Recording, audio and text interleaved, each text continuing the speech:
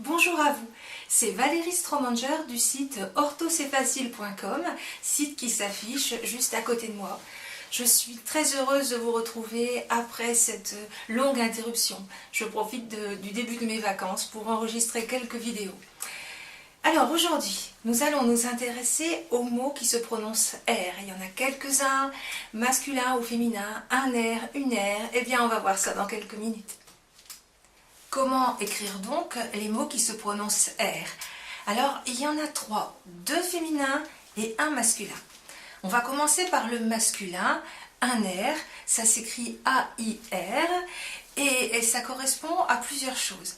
D'abord, l'air que l'on respire, c'est-à-dire le mélange de gaz, oxygène, azote, CO2, etc. Les scientifiques sauront ça mieux que moi. Que nous respirons tous les jours. On va dire que nous respirons un air pur. L'air veut aussi dire l'apparence de quelque chose. Tiens, tu as l'air triste aujourd'hui, ou tu as l'air heureux aujourd'hui. Eh bien là, c'est une apparence, c'est quelque chose qui se dégage de la personne. C'est pas forcément la réalité.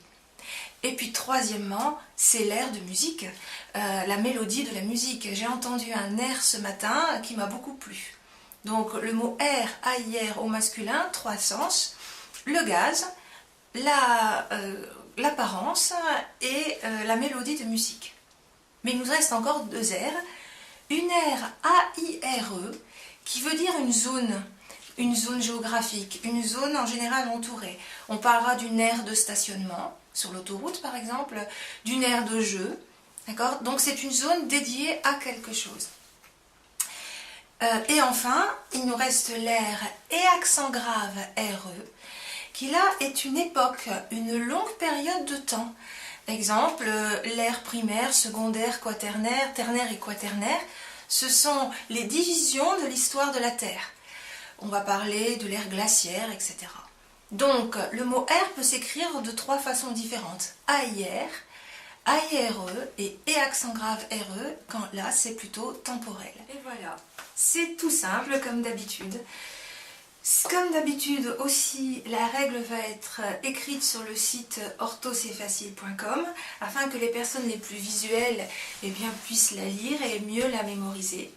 En attendant, je vous souhaite beaucoup de bonheur, beaucoup de réussite dans ce que vous entreprendrez. Si la vidéo vous a plu, n'hésitez pas à dire j'aime et à partager.